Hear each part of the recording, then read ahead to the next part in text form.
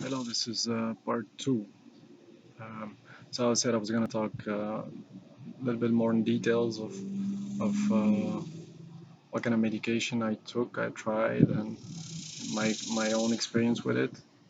I also said I was going to talk about when we were doing the shooting of the movie, the Urban Farm, La Ferme des Humains. And so we were shooting the movie. It took 2 weeks, and it was hectic because um, we had to be on the set sometimes at 6:30 a.m. and then we leave the set like after midnight, and the next morning we had to do the same thing because it's a small budget movie. So in order um, to be able to make it, we had to reduce the fees. You know, you got to rent the equipment and all that. The more you rent it, the more it's gonna cost you. So we had to shoot everything in 2 weeks. So it was really hectic. I was exhausted. I collapsed it on the set when we were shooting like a fighting scene. We were playing soccer, and then it went downhill. And so I collapsed on the set and vomited everything. My friends and all the crew, they thought that the movie was over. Anyways, so my friends picked me up, put me in the tent, and took care of me. And then I was back on the set at night. And so that was pretty much like the story of the movie. It was like I was most of it. I was tired. I was exhausted. I was on the ground, and somehow found a way to pick myself up and continue until we finished the movie. And I remember I was after I collapsed out on the set and vomited everything. My friend, the producer Unol Karaman of the producer of the movie, he came to me and he told me, Karim, do you wanna stop because you're exhausted? And I told him, listen, this is we're gonna do this movie, even if it's the last thing we I do in this on this earth. And he told me later that he was exhausted, and him too, and he was afraid I wasn't gonna be able to continue. And when I told him that, coming from somebody who was completely exhausted, it gave him courage, and we finished the movie. And that's why this movie is kind of special to me because he showed me what kind of person I am and what kind of person I can be. Now I'm going to talk about the medications I try. When you get diagnosed with multiple sclerosis or something like that, uh, whatever the doctor is gonna give you, you're gonna jump on it because that's normal. You think that's what's gonna fix it, and that's what I did. So I took Copaxone, which is like one injection once a day. Did that, and at the end, you don't even find spots to inject yourself because you got to do this every day, and it's not fun. So that didn't work out for me. Then I tried relief 3 times a week, 3 injections a week, same thing. Then they put me on the chemo, Tizabri. So I did 14 months of chemo. Once a month you go to the private clinic and you do the injection. The thing is, every time you go for the injection, they make you sign a paper that they're not responsible if you die because of that injection. I mean, I don't know who is supposed to be responsible, uh, but it's not a good feeling. It's like playing Russian roulette. Uh, so as when I step out of that clinic after the injection, and I'm alive, I just gotta tell myself it's a good day because it could have been like the other way. So I did that for 14 months, then I stopped.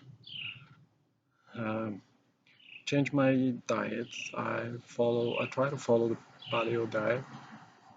Um, it's well, what I found it is there was a book from a doctor that was diagnosed with MS. Her name is Dr. Walls, and she wrote a book.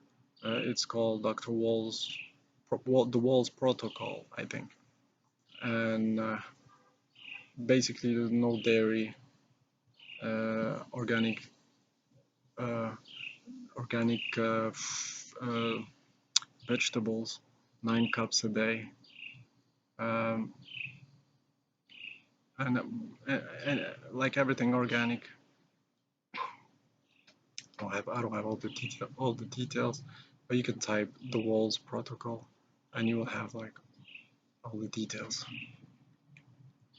So that's what I'm trying to follow. Um, what she says is she was on a wheelchair, and since she's following her diet, she's jogging, and she's doing the bicycle, so she's doing better.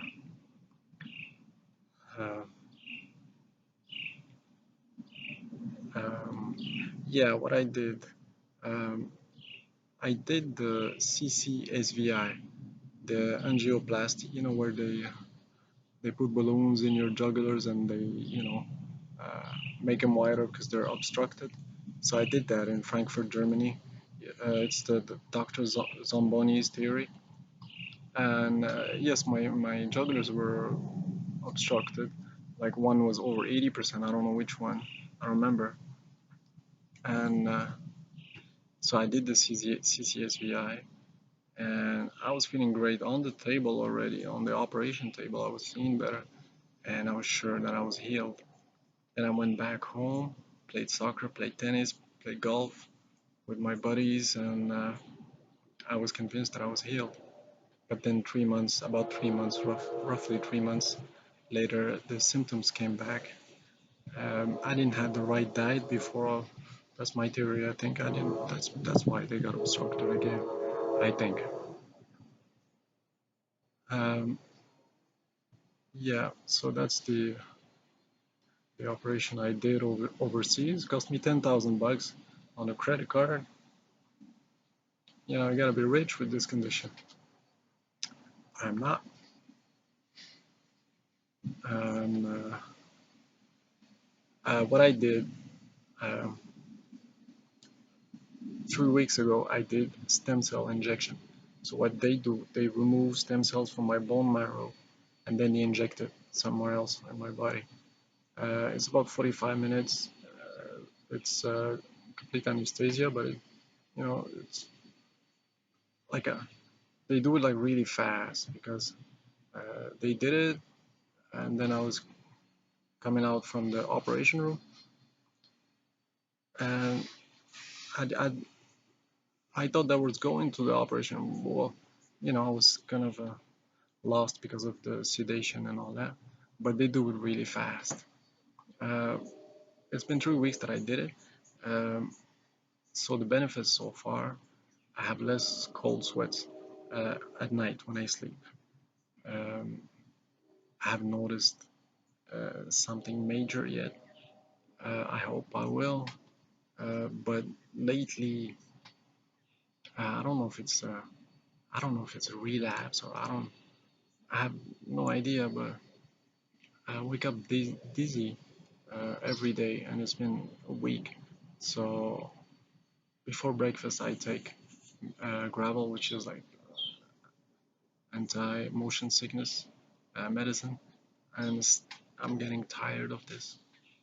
Anyways, I'm just, uh, I would like to know if there's somebody who has this dizziness issue.